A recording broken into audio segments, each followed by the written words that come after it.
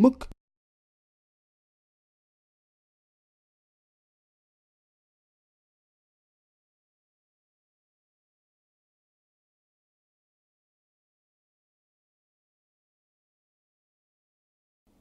Nous sommes certainement entrés dans l'âge de la robotique.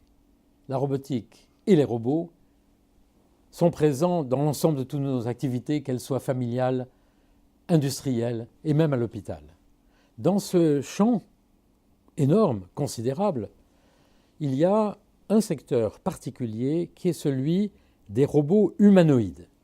C'est-à-dire que depuis une trentaine d'années au moins, l'homme a essayé de construire des robots qui lui ressemblent. Et les chercheurs japonais et ingénieurs japonais ont été dans ce domaine tout à fait des pionniers.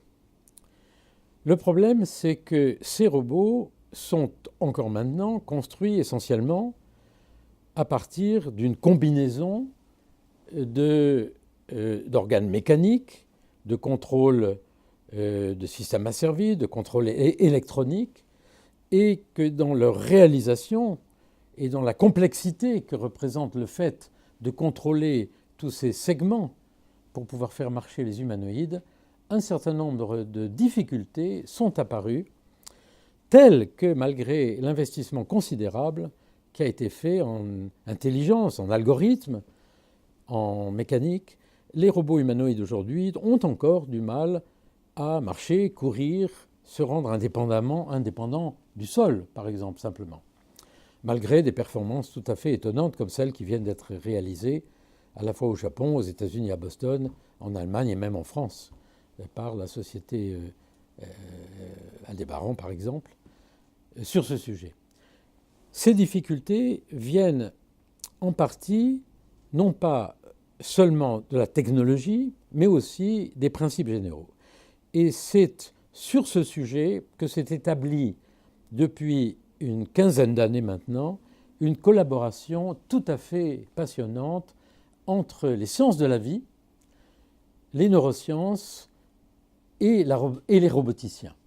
En effet, notre corps est constitué d'un très grand nombre de muscles, de segments. Nous avons à lutter contre la gravité, nous avons à effectuer des forces, nous avons à aller très vite. Et pour résoudre ces problèmes, l'évolution a mis au point des principes généraux que nous découvrons dans l'étude du mouvement, de la perception des animaux, des organismes biologiques et même chez nous, chez l'homme.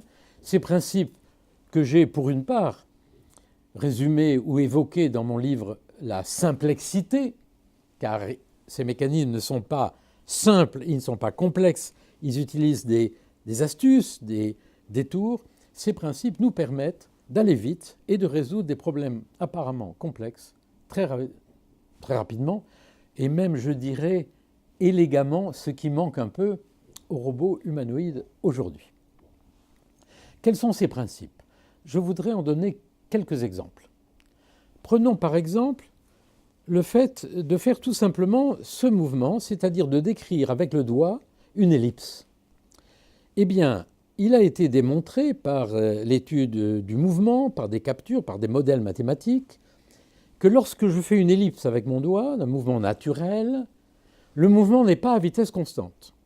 Le mouvement est lent quand la courbure est rapide quand la courbure est faible, et il est lent quand la courbure est grande. Rapide, lent, rapide. On recommence ça ? Bien. On travaille comme ça ? Ça ne vous gêne pas pour les coupures, hein ? De toute façon, je laisse en continu, donc je pourrais tailler dans la matière. Très bien. Prenons un exemple.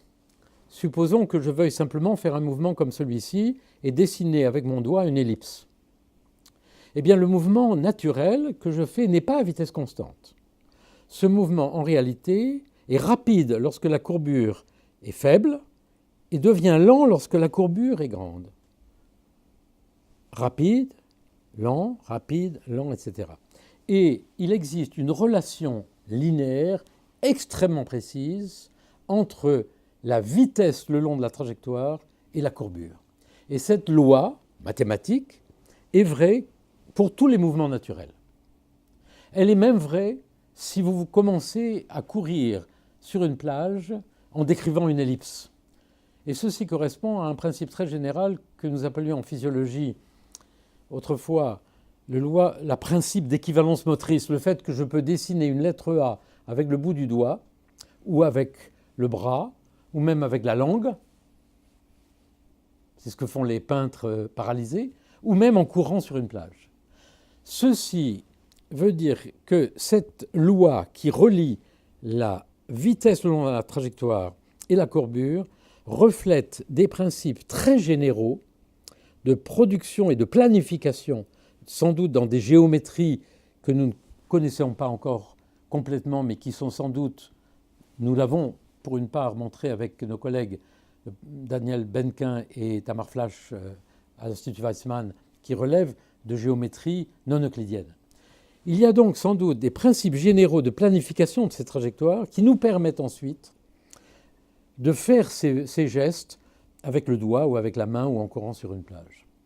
Et ces principes obéissent à des lois très précises.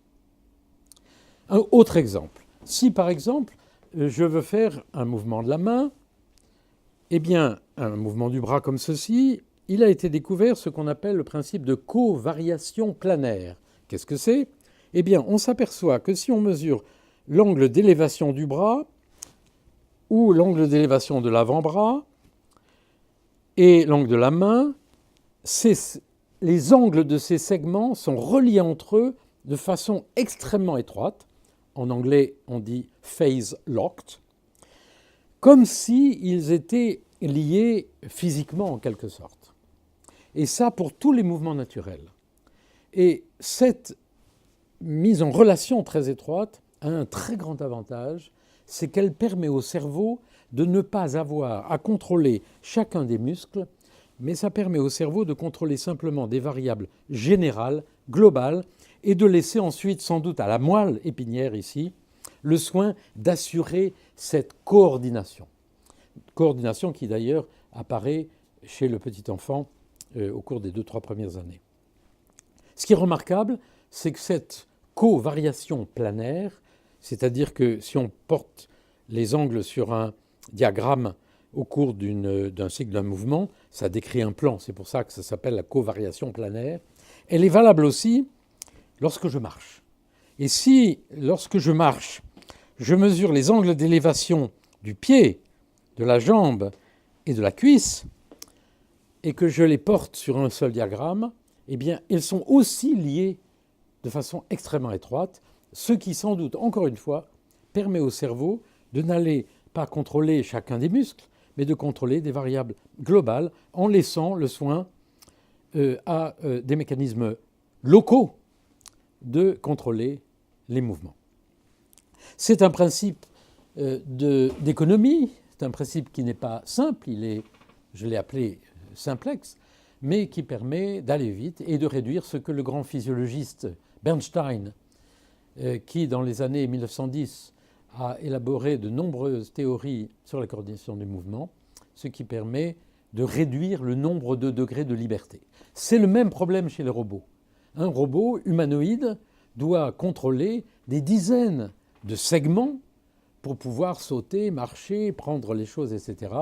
Et par conséquent, il est intéressant de voir s'il est possible d'appliquer les mêmes algorithmes, disons, qui ont été développés au cours de l'évolution chez les animaux et chez nous, et de les appliquer aussi chez ces robots. Autre exemple. Lorsque nous marchons, nous contrôlons ces nombreux degrés de liberté, et si vous regardez la façon dont marche un petit enfant, vous verrez qu'il marche en prenant appui et repère et référence sur les pieds. Il ne décolle pas du sol, il ne saute pas, il ne fait pas du ski ni du surf. Eh bien, chez nous, au contraire, nous pouvons faire du surf, faire du ski, faire de la voltige, nous affranchir de la référence des pieds. Le petit enfant contrôle la marche et l'ensemble de tous les degrés de liberté du corps de façon bottom-up, disons en anglais, à partir des pieds jusqu'à la tête, alors que nous pouvons faire le contraire. Il se produit, vers l'âge de 3-4 ans, une véritable révolution galiléenne et le contrôle de la marche, au lieu d'être fait à partir des pieds, par une série de mécanismes, est fait à partir de la tête. En effet, nous avons montré que, comme d'ailleurs c'est le cas chez tous les animaux, pendant la marche, notre tête est stabilisée en rotation. Et en réalité, c'est la tête qui est stabilisée. Vous pourrez regarder, même des gens qui surfent de façon intermittente, leur tête est stabilisée en rotation. On ne marche pas en faisant la tête comme ça. Hein. Et ceci est possible grâce au système vestibulaire. C'est-à-dire qu'il y a à côté de l'oreille qui entend un système de capteurs qu'on appelle les canaux semi-circulaires et les otolithes, qui sont une véritable centrale inertielle, qui mesure, même lorsque nous ne voyons pas, les mouvements de notre tête dans l'espace. Et cette centrale inertielle mesure en particulier l'angle de notre tête par rapport à la gravité. Certains de ces capteurs sont capables de détecter l'inclinaison de notre tête par rapport à la gravité et de servir donc de référence. Et c'est grâce à ce système vestibulaire, dont on parle peu puisqu'on continue à parler des 5 sens, alors qu'il y a au moins tous les capteurs dans les muscles qui assurent notre connaissance du corps, et en plus ces capteurs dans l'oreille interne, c'est ce système vestibulaire qui nous permet, à partir d'un certain moment, de contrôler la marche, la course, le saut, à partir de la tête, et de nous affranchir du sol. Et il est d'ailleurs aidé par le regard. Et en robotique humanoïde, pendant très longtemps, les ingénieurs ont mis la centrale inertielle dans le tronc. Et si vous regardez bien les robots humanoïdes, il n'y en a pas beaucoup qui sautent, ça commence. Et nous avons travaillé avec des collègues japonais et avec nos collègues ici en France aussi, pour essayer de voir si dans ces robots humanoïdes, on pouvait mettre ces capteurs inertiels dans la tête, de façon à pouvoir faire ce qui a été fait par l'évolution, c'est-à-dire contrôler l'ensemble du système complexe qu'est le corps pendant la marche à partir de cette plateforme inertielle, et éventuellement en utilisant le regard. Voilà un autre exemple de ces principes que l'on peut appliquer à partir de ce que l'évolution a découvert pour nous permettre d'aller vite et de percevoir. Maintenant, tout ceci ne concerne pour le moment que le robot humanoïde seul dans le monde. Alors qu'aujourd'hui se pose un défi tout à fait passionnant, qui est celui précisément dans les rapports homme-machine, c'est-à-dire pour les rapports homme-robot. Aujourd'hui se pose la question des rapports entre des hommes ou des femmes ou des enfants et des robots humanoïdes. Il faut donc aujourd'hui réaliser des robots humanoïdes qui peuvent être en interaction avec des hommes. En interaction, ça veut dire à la fois coopérer pour accomplir des tâches, des gestes, marcher, etc., soulever, mais aussi en interaction pour la perception, pour co-percevoir éventuellement, et puis aussi être en interaction dans le registre de l'émotion. Partager l'émotion, puisque l'émotion est aussi importante que la raison dans la réalisation de nos désirs, nos vœux, et dans la récompense que l'on peut avoir. Cette question de l'interaction homme-robot pour les humanoïdes est intéressante pour de nombreux domaines.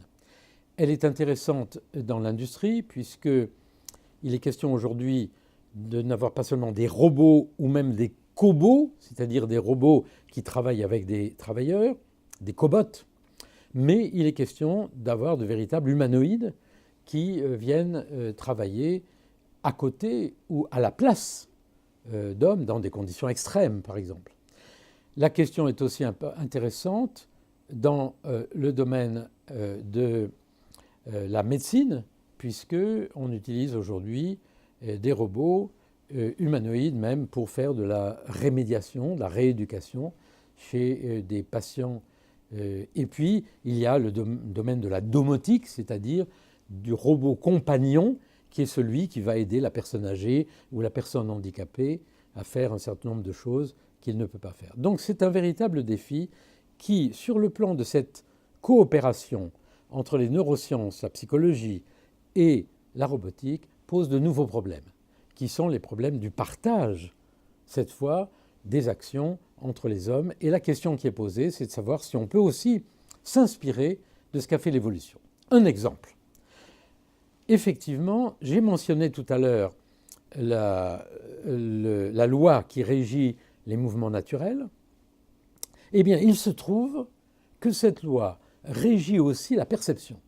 Si je fais ce mouvement elliptique et que je demande au spectateur de dire si mon mouvement est à vitesse constante, eh bien, vous ne direz qu'il est à vitesse constante qu'en réalité, s'il n'est pas à vitesse constante et qu'il obéit la loi.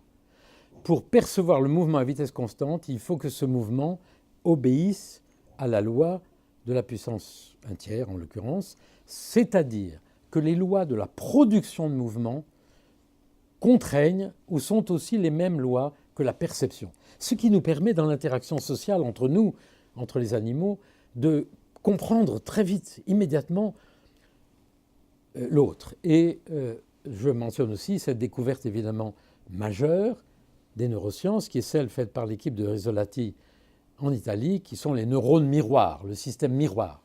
Ce sont ces neurones qui sont là dans le cortex préfrontal, ou frontal, pardon. Ces neurones sont tout à fait étonnants. Ils s'activent aussi bien lorsque je prépare un geste, par exemple, si je veux saisir cette souris, ou bien si je vois quelqu'un d'autre saisir cette souris. C'est-à-dire que ces neurones ne sont pas des neurones qui préparent le mouvement, ce sont des neurones qui codent l'acte de prendre. Ce qui vous permet, par exemple, si je fais ça, de comprendre, c'est-à-dire de simuler dans votre cerveau immédiatement mon geste. La perception, c'est comme je l'avais dit dans mon premier livre, Le sens du mouvement, la perception est simulation de l'action. Et dans les organismes biologiques, évidemment, tout cela a été très utile parce que ça permet, dans l'interaction, même ça permet dans la forêt, aux animaux de comprendre immédiatement le geste, mais aussi l'intention du geste d'autrui, si cette intention est généreuse ou si elle est dangereuse. Vous voyez donc qu'il y a des principes qui ont été élaborés au cours de l'évolution pour permettre au cerveau d'aller entrer en interaction avec autrui. Et ces questions-là sont aujourd'hui étudiées avec les roboticiens qui travaillent sur les robots humanoïdes. L'autre champ évidemment intéressant que j'ai mentionné il y a un instant, c'est celui du partage des émotions. Aujourd'hui, nous savons qu'il y a, comme pour le mouvement, un certain nombre de processus extrêmement bien codés pour percevoir l'émotion d'autrui. Ma joie, ou ma tristesse, ou ma colère. Nous avons dans notre cerveau un certain nombre de mécanismes pratiquement précablés, enfin qui ont été génétiquement déterminés, mais qui sont élaborés au cours de l'enfance et de l'expérience que nous avons d'autrui, et qui nous permettent de comprendre très vite les intentions d'autrui. Et il y a une très jolie coopération aussi avec les roboticiens sur ces questions-là. Et puis, par exemple, il y a la question de ce terme qui est aujourd'hui très à la mode, qui est l'empathie. Vous savez que tout le monde parle de l'empathie, on peut même acheter une machine à laver empathique. Bon. Et dans les interactions entre l'homme et la machine, on cherche aujourd'hui à convaincre d'être empathique avec les robots. Vous savez aussi qu'il y a en robotique humanoïde un problème qui s'appelle en anglais Uncanny Valley, en français les frontières de l'étrange, la vallée de l'étrange, qui fait que plus un robot humanoïde ressemble à quelqu'un, plus on est content, jusqu'au moment où ce robot humanoïde commence à vraiment ressembler à un homme. Et on a constaté que les gens commençaient à être un peu gênés. Eh bien, on ne comprend pas très bien ce mécanisme, mais des articles récents suggèrent qu'en réalité, ceci pourrait venir d'un contraste, d'un conflit entre le fait que le robot humanoïde ressemble à un homme, mais qu'en réalité, ses gestes ne correspondent pas justement au mouvement naturel. Et donc, ce qu'on admet d'une machine, on l'admet moins de quelque chose qui ressemble à quelqu'un et qui se comporte différemment. Mais ça, c'est un sujet de questionnement. Il y a donc dans ce secteur-là des sujets extrêmement intéressants et aujourd'hui des champs d'application nombreux. Les champs d'application sont évidemment l'industrie, puisqu'il y a des coopérations avec l'industrie, et aussi en psychiatrie, aujourd'hui, des petits robots sont par exemple utilisés en psychiatrie avec des enfants autistes, par exemple, qui se trouvent avoir du mal à interagir avec leur environnement, avec leur famille, avec les gens, comme vous savez, des troubles de la communication. Et on essaye dans un certain nombre d'équipes en France et à l'étranger d'établir, d'entraîner ces enfants à interagir avec ces petits robots. Il y a aussi de grands projets, comme par exemple ceux qui ont été lancés à Paris sur le robot Roméo, sur des robots compagnons. Et je crois que cette question des relations avec les humanoïdes reste un grand sujet qui devrait passionner les jeunes à l'avenir, car il va poser aussi des problèmes d'éthique. Vous savez qu'au Japon, on met déjà des robots humanoïdes dans les rues, et alors qu'en Europe ou en France, on en est loin. Mais ça, c'est aussi des problèmes culturels, puisque au Japon, les organismes artificiels sont des amis, ont une âme. Vous connaissez l'histoire des aiguilles. Dans une usine de couturière, au lieu de jeter les aiguilles, elles mettent les aiguilles sur un autel. Et il y a chaque année la fête des aiguilles, puisque les aiguilles ont une âme. Tandis qu'en Europe en particulier, nous sommes dans la culture du golem, c'est-à-dire que les robots nous font peur. Voilà le défi pour les jeunes.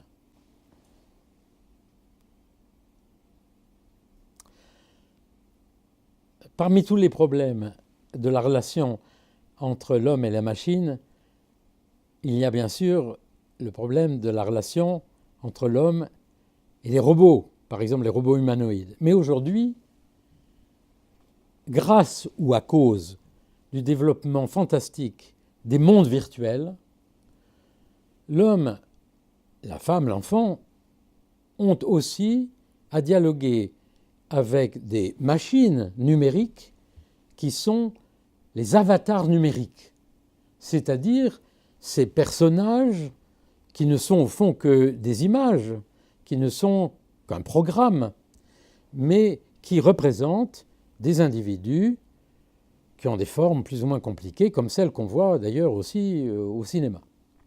Et donc, la question de la relation entre l'homme et ses avatars numériques est un sujet extrêmement intéressant. Pourquoi ? D'abord parce qu'on trouve des avatars aujourd'hui dans de nombreuses situations. On les trouve dans les jeux vidéo, mais on les trouve aussi dans des tâches industrielles où on utilise, par exemple, dans le domaine de l'électricité de France, de l'EDF, on utilise des méthodes d'apprentissage dans lesquelles les sujets voient des avatars en train de monter en haut d'un pylône ou pénétrer dans une centrale nucléaire, ce qui permet aux agents d'expérimenter en quelque sorte leur navigation ou leurs opérations dans ces mondes virtuels en ayant déjà quand même une présence Et le problème qui est posé aujourd'hui est celui précisément de la présence. On essaie par tous les moyens d'améliorer cette présence. Ce dont je voudrais parler maintenant, c'est l'observation tout à fait remarquable qui a été faite par ceux qui utilisent ces avatars numériques, à savoir que les personnes se projettent vraiment dans l'avatar. C'est-à-dire qu'avec un avatar numérique, et beaucoup des jeunes aujourd'hui dans des jeux en font un ou plusieurs même, eh bien on a vraiment l'impression qu'on est là, dans le monde virtuel, et qu'on n'est plus dans le monde réel. Au fond, cette capacité que nous avons d'avoir l'impression que nous existons dans le monde virtuel, dans la peau, on pourrait dire presque, de cet avatar, est-ce que nous pouvons en comprendre les bases neurales? C'est-à-dire, qu'est-ce qui se passe dans notre cerveau lorsque nous avons ce sentiment d'être dans le jeu vidéo à la place de ces créatures qui sont en train de jouer, d'agir, de construire, de se battre, etc. La neurologie et la neuropsychologie nous enseignent depuis très longtemps que nous avons au fond un double de nous-mêmes dans le cerveau. En effet, dans un certain nombre de cas psychiatriques ou neurologiques, les sujets ont l'impression de se dédoubler. On appelle ça les phénomènes de otoscopie, l'impression de se voir en double, ou éotoscopie, ou même les illusions de sortie du corps, c'est-à-dire le patient est dans son lit, couché, il regarde au plafond et il a l'impression qu'en même temps, il se voit du plafond en train de se regarder dans son lit. Un véritable dédoublement. Ce sont des observations qui ont été faites par les neurologues et les psychiatres depuis très longtemps. De même, il peut arriver que nous ayons ce sentiment avec une très forte fièvre. Ou bien certains montagnards ont décrit le fait qu'en arrivant au sommet de l'Annapurna ou l'Everest, alors qu'ils n'étaient qu'à 100 mètres du sommet, en anoxie, c'est-à-dire sans oxygène, ils avaient l'impression que leur double arrivait jusqu'au sommet. Par conséquent, il y a dans notre cerveau une véritable capacité de nous dédoubler. Et on pourrait faire l'hypothèse, on pourrait se demander si cette capacité de se projeter dans le monde virtuel a quelque chose à voir avec ces mécanismes que nous avons dans notre cerveau de création d'un double. Il n'y a pas de preuve, mais on peut poser la question. Et en effet, nous avons dans notre cerveau un double de nous-mêmes. Il a été appelé depuis très longtemps en physiologie du nom de schéma corporel. On a aussi distingué le schéma corporel et l'image du corps. C'est une discussion d'experts. Qu'est-ce que c'est ce schéma corporel? Eh bien, on a fait l'hypothèse, à la fois en neurologie et en physiologie, que nous avons des réseaux de neurones dans le cerveau qui représentent le corps en acte, le corps qui agit. Et ceci a été prouvé de plusieurs façons. Je vais donner quelques exemples. D'abord, nous savons maintenant que notre cerveau dispose de ce qu'on appelle des modèles internes. Alors, c'est un terme qui est utilisé par la robotique. Qu'est-ce que c'est qu'un modèle interne? Si je prends par exemple une boîte lourde comme celle-ci et qu'elle tombe dans ma main, vous voyez que ma main n'a pas bougé, même si je la fais tomber fort. Chez le bébé, le cerveau attend que la main attend le contact pour réagir. Il fait comme ça. Chez nous, le cerveau anticipe la force qu'exerce la boîte et produit avant le contact exactement ce qui est nécessaire pour empêcher que ça descende. Et ceci est possible parce que nous avons dans notre cerveau des réseaux de neurones qui représentent en quelque sorte les forces, les masses, et même qui peuvent prédire la force que cet objet va produire en fonction de son volume et de la gravité. Et nous sommes allés dans l'espace, dans la navette internationale, pour faire des expériences pour montrer qu'effectivement le cerveau a ces mécanismes qui lui permettent d'estimer en quelque sorte l'effet de la gravité. Donc nous avons dans notre cerveau des réseaux qui en quelque sorte ont les mêmes propriétés que notre corps. Un corps virtuel en fait, sur lequel notre cerveau peut simuler le mouvement avant de le faire ou simuler les conséquences du mouvement.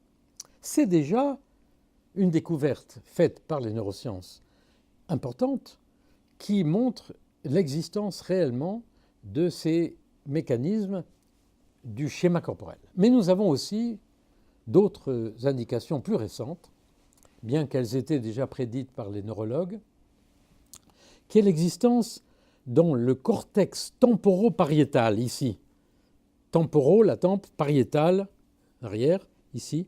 L'existence de zones où il y a convergence des informations de tous les sens de notre corps, y compris la proprioception, c'est-à-dire tous les capteurs que nous avons dans les muscles, et les informations vestibulaires, dans l'oreille interne, sur le mouvement.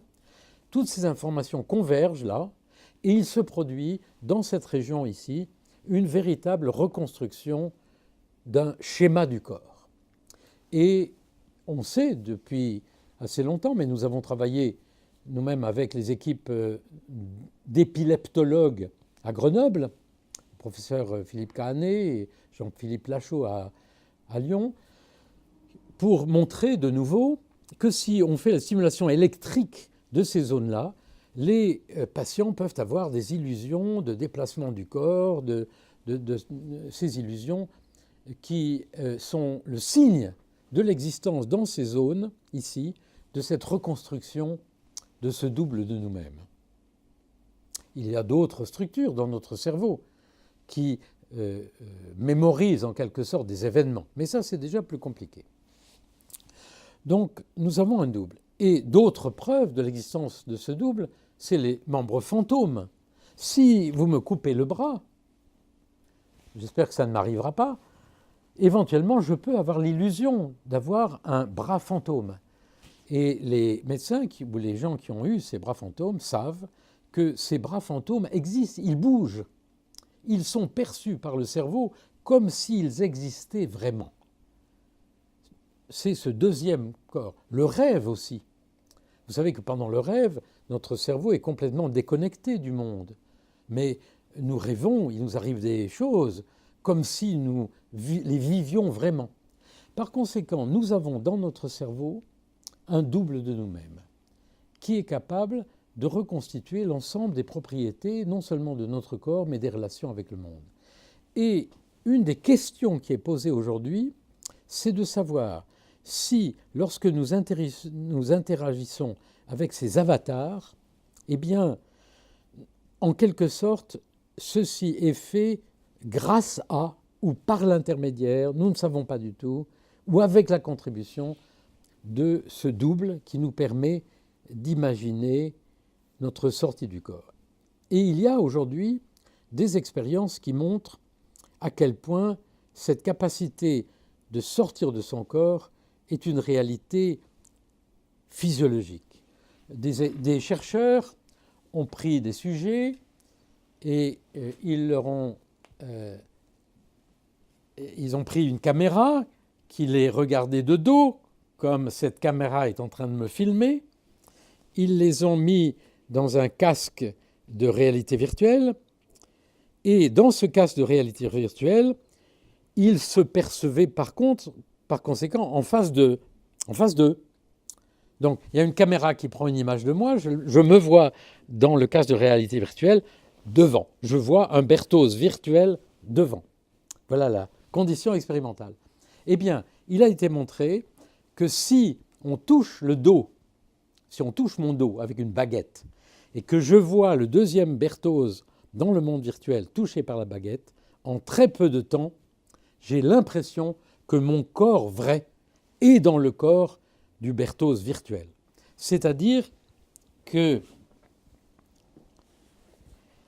je me suis projeté dans le monde virtuel avec mon corps. Il y a donc aujourd'hui un champ d'expérimentation extrêmement intéressant sur cette interface avec les avatars virtuels qui suppose que l'on construise des expérimentations nouvelles. Nous avons même ici au Collège de France réalisé un projet tout à fait nouveau qui permet au sujet de voler dans un monde virtuel.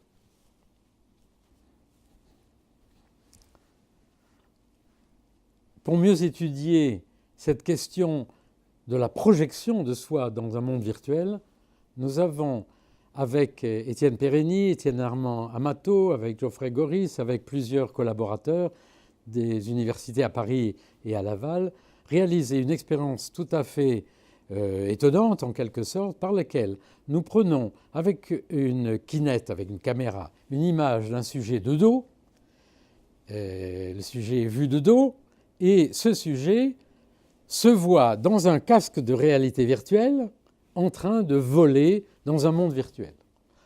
C'est-à-dire que nous créons une situation dans laquelle le sujet dans le monde, qui a les bras étendus, se perçoit lui-même projeté dans le monde virtuel en train de voler, et nous étudions avec des mesures de physiologie et de comportement comment peut se produire cette étonnante projection de soi dans le monde qui fait qu'un certain nombre de personnes, de sujets, ont vraiment l'impression, alors qu'ils sont là, sur la Terre, dans leur casque, qu'ils sont en train de voler un petit peu comme nous faisons quand nous rêvons. Un autre exemple qui est tout à fait amusant est l'exemple de la main de caoutchouc. Qu'est-ce que c'est que l'exemple de la main de caoutchouc? La situation expérimentale est très simple. Le sujet est assis, comme moi en ce moment, avec sa vraie main droite, qu'il voit.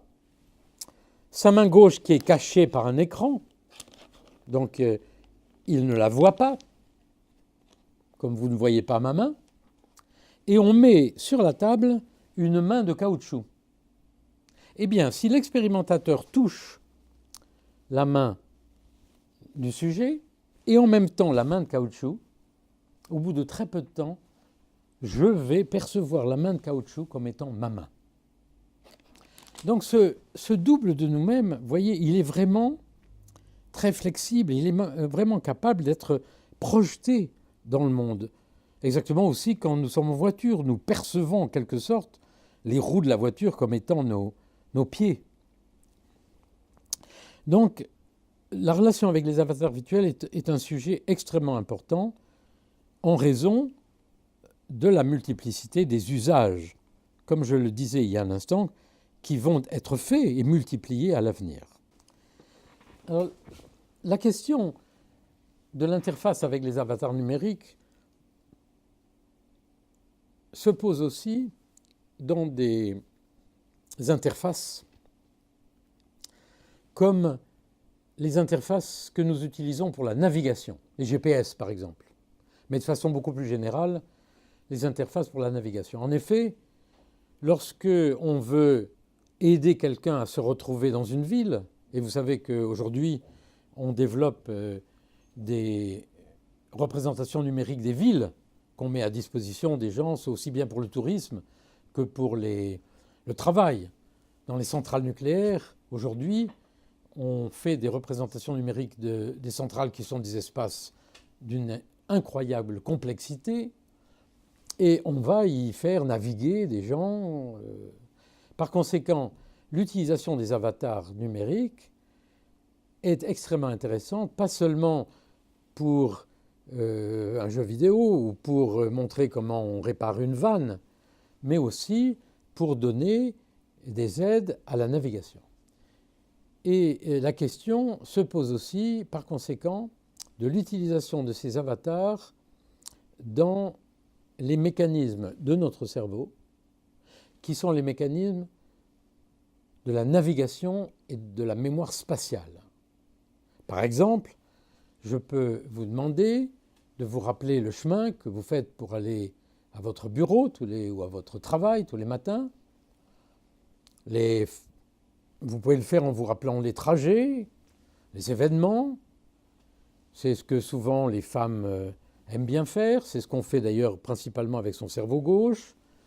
On se rappelle des séquences d'événements. Mais on peut aussi se rappeler le trajet sur une carte. C'est d'ailleurs principalement ce que fait le cerveau droit. Ce sont des stratégies cognitives différentes que nous utilisons pour nous rappeler nos trajets. Nous pouvons aussi nous rappeler ce qu'on appelle des épisodes, le fait que nous avons rencontré quelqu'un, il nous est arrivé quelque chose, donc déjà là, nous avons notre corps qui est dans ce monde. Nous pouvons aussi imaginer, soit pour le loisir, soit pour le travail, des interactions entre des gens dans ces mondes virtuels, dans ces de navigation. Par conséquent, il est extrêmement intéressant aujourd'hui de construire des paradigmes qui nous permettent d'étudier la différence entre ce que nous appelons la perspective à la première personne dans la navigation, c'est-à-dire que, par exemple, dans un GPS ou dans un monde virtuel, une ville, je me balade dans la ville, mais je ne me vois pas dans la ville. Ou bien, ce qu'on appelle la stratégie à la troisième personne, c'est-à-dire tout d'un coup, je me vois, moi, Alain Berthoz, en train de naviguer dans la ville. Et la question est posée de savoir s'il est plus efficace ou moins efficace dans cette interface homme-machine, c'est-à-dire entre l'homme et la machine numérique, qui est le monde virtuel. La question est posée de savoir s'il vaut mieux travailler à la première personne, c'est-à-dire sans se voir, ou s'il y a un ajout, un avantage, déjà de me projeter dans le monde virtuel pour voir si c'est plus efficace. Pourquoi ? Pour me rappeler ce que je vois, pour prendre des décisions, de choisir un trajet, dans cette capacité qu'a notre cerveau de choisir. C'est ce que j'ai décrit dans mon livre « La vicariance », c'est-à-dire cette capacité que nous avons de faire la même chose avec une multitude de stratégies. C'est ce que nous donne notre cerveau. Donc, cette question de choisir si c'est avantageux pour moi d'entrer dans le monde virtuel, de créer un avatar de moi-même, et si ça ne pose pas de problème, est une vraie question. Et donc, nous faisons aujourd'hui des recherches avec des spécialistes, aussi d'ailleurs de la psychiatrie, dans lesquelles nous étudions dans des villes virtuelles. Par exemple, au Collège de France, nous avons obtenu d'avoir une représentation de du quartier du collège, et nous pouvons faire naviguer les gens dans ces univers, soit à la première personne, soit à la troisième personne. Nous pouvons aussi regarder le degré de familiarité. Mais nous pouvons aussi aller travailler chez des patients qui ont des troubles de la mémoire ou des troubles de la personnalité. Donc c'est un champ extrêmement intéressant. Je voudrais aussi mentionner sur cette question de l'avatar à quel point il n'y a pas seulement un problème de projection du soi dans le monde numérique, mais il y a aussi, peut-être grâce à notre schéma corporel, notre double, mais il y a aussi un problème du retour que font ces créatures numériques sur nous et sur notre schéma corporel. Exemple, j'ai eu la chance de suivre une expérience faite par une artiste, Claire Sistac, qui s'est immergée dans un monde virtuel, dans un jeu vidéo. Elle a créé un avatar qui a tout perdu. Il y a eu aussi un certain nombre de circonstances dans ce jeu qui étaient extrêmement stressantes. Et elle a été dans un état qui était d'un état proche de ceux qu'on rencontre dans la dépression. Elle a fait un deuxième avatar qui a tout gagné. Et elle est sortie de sa dépression et elle l'a sortie. Par conséquent, le fait d'être dans le jeu, d'avoir des échecs, l'a impressionné. Mais ce qui m'a beaucoup frappé et qui fait que nous travaillons ensemble d'ailleurs sur un nouveau paradigme qui va avoir lieu à l'automne, dans lequel, avec une de ses collaboratrices artistes, Soazic Sanson, elles font des jumeaux. Ce qui m'a impressionné, c'est qu'elle dit que même après le jeu, lorsqu'elle voyait cet avatar qui avait tout perdu, elle se sentait d'une certaine façon, elle évoquait en quelque sorte le souvenir. C'est-à-dire que cette expérience faite dans le jeu vidéo avait aussi une influence, peut-être, il faut être très prudent, mais peut-être, sur son propre schéma corporel, plus que ça, sur son identité. Par conséquent, l'utilisation qui va être faite dans les années à venir, majeure, de ces créatures virtuelles, va poser un certain nombre de problèmes extrêmement importants de retour. Comme nous l'avons vu d'ailleurs, rappelez-vous, dans les jeux de rôle. Vous savez, les problèmes qui se sont posés il y a quelques années dans les jeux de rôle, dans lesquels des jeunes qui avaient pris des postures d'assassins ou de criminels dans des jeux de rôle avaient été tentés dans le monde réel d'avoir encore cette activité, comme si, en quelque sorte, le rôle qu'ils avaient pris virtuel dans ces jeux les avait influencés. Donc on a affaire là à des sujets extrêmement intéressants, encore une fois, aux frontières entre neurosciences, fonctionnement du cerveau, monde numérique, psychiatrie, neurologie, qui vont demander cette coopération si fructueuse entre les différentes disciplines.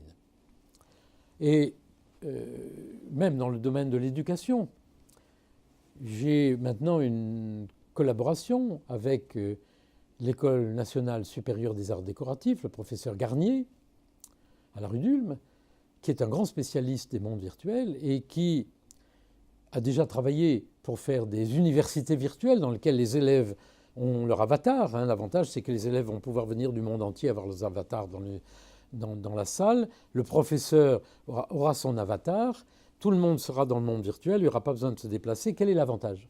L'avantage, c'est qu'avec les big data, comme on dit, le professeur pourra faire venir dans cette salle virtuelle ce qu'il veut. Il pourra faire venir un crocodile ou un proton ou un boson de Higgs pour l'enseignement. Et par conséquent, on voit venir des utilisations en relation aussi avec l'espace de ces avatars. Et nous avons aujourd'hui un projet avec l'équipe de François Garnier dans un musée virtuel, puisqu'il a aussi réalisé un musée virtuel dans lequel, par exemple, deux personnes qui sont chacun chez eux, devant leur écran, ont un avatar virtuel dans le musée, et les deux avatars regardent un tableau.